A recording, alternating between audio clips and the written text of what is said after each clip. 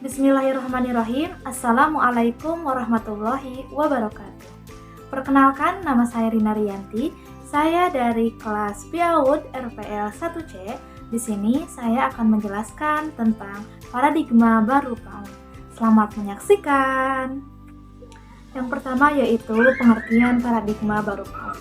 Paradigma baru PAUD ini adalah merupakan cara pandang modern dalam proses pendidikan yang menempatkan anak sebagai pusat pembelajaran. Maka maksudnya adalah anak tidak lagi dianggap sebagai penerima informasi yang pasif, tetapi melainkan sebagai individu yang aktif, kreatif, dan memiliki kemampuan untuk membangun pemahamannya sendiri melalui pengalaman yang langsung.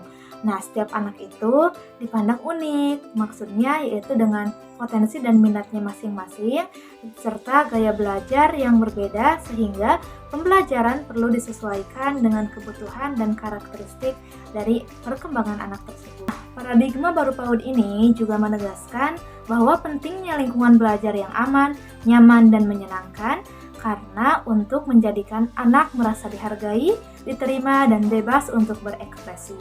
Adapun lingkungan yang kondusif juga itu sangat mendorong anak untuk belajar secara alami dan penuh semangat, sehingga guru harus berperan sebagai fasilitator yang selalu mendampingi serta memberikan stimulasi yang sesuai dengan tahap perkembangan anak. Selanjutnya yaitu ada prinsip-prinsip paradigma baru PAUD. Yang pertama ada berpusat pada anak atau child-centered learning, yaitu anak akan menjadi fokus utama dalam proses pembelajaran. Jadi, dalam proses pembelajaran, anak itu harus menjadi fokus utama saat kita sedang menjelaskan. Yang kedua ada belajar melalui bermain atau learning through play, yaitu maksudnya adalah bermain itu merupakan kegiatan utama di anak usia dini. Jadi, dalam pembelajaran anak usia dini harus melakukan pembelajaran yang menyenangkan, yaitu seperti pembelajaran yang disertai dengan bermain. Yang ketiga ada pembelajaran holistik dan integratif. Maksudnya yaitu paradigma baru PAUD ini memandang bahwa setiap aspek perkembangan anak itu saling berhubungan. Dan yang keempat ada lingkungan belajar yang aman dan menyenangkan. Maksudnya, lingkungan belajar itu harus dirancang agar anaknya merasa nyaman saat melakukan pembelajaran. Harus merasa nyaman, bebas berekspresi, dan tidak takut salah. Nah, selanjutnya ada pembelajaran kontekstual dan bermakna atau meaningful learning. Maksudnya, anak akan belajar lebih efektif ketika materi dikaitkan dengan kehidupan mereka sehari-hari. Yang selanjutnya ada keterlibatan keluarga dan masyarakat. Pendidikan anak usia dini ini merupakan tanggung jawab bersama antar lembaga PAUD dan keluarga ataupun masyarakat. Yang selanjutnya ada menghargai keberagaman anak atau inclusive education.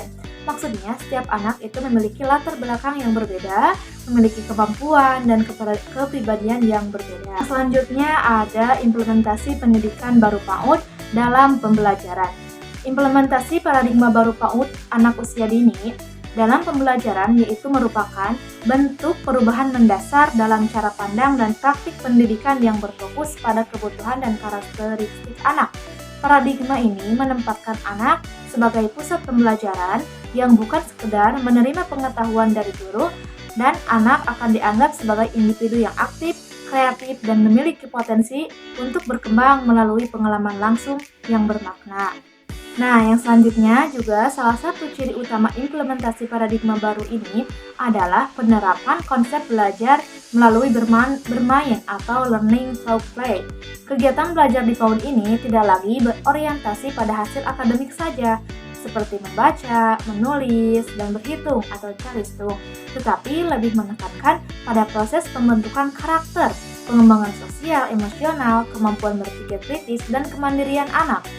Melalui kegiatan bermain peran, menggambar, bernyanyi, atau bereksperimen, anak itu akan lebih mudah untuk mengekspresikan diri, berinteraksi dengan teman sebaya, serta belajar untuk memecahkan masalah dalam konteks kehidupannya sehari-hari. Maka dengan demikian, penerapan paradigma baru PAUD ini dalam pembelajaran itu bukan hanya untuk perubahan metode, tetapi juga untuk perubahan nilai dan cara pikir tentang anak. Pembelajaran ini diarahkan untuk membentuk generasi yang kreatif, mandiri, dan berkarakter serta memiliki kemampuan berpikir kritis sosial yang baik. Pendidikan anak usia dini ini juga berlandaskan dengan paradigma baru akan menjadi fondasi kuat dalam mewujudkan sumber daya manusia unggul di masa depan. Maka kesimpulan dari paradigma baru PAUD ini yang pertama adalah paradigma baru pendidikan anak usia dini ini menempatkan anak sebagai pusat pembelajaran, bukan sekedar penerima pengetahuan saja. Yang kedua yaitu prinsip-prinsip paradigma baru PAUD juga menekankan pembelajaran yang berorientasi pada anak, diantaranya harus menyenangkan dan sesuai dengan tahap perkembangannya. Dan yang terakhir yaitu dalam implementasinya, paradigma baru ini diwujudkan untuk melalui kegiatan bermain sambil belajar yang bermakna serta melibatkan kerjasama antara guru dan orang tua serta masyarakat. Maka sekian pemaparan tentang paradigma baru PAUD dari saya. Kurang lebihnya mohon maaf. Billahi taufiq wal hidayah. Wassalamualaikum warahmatullahi wabarakatuh.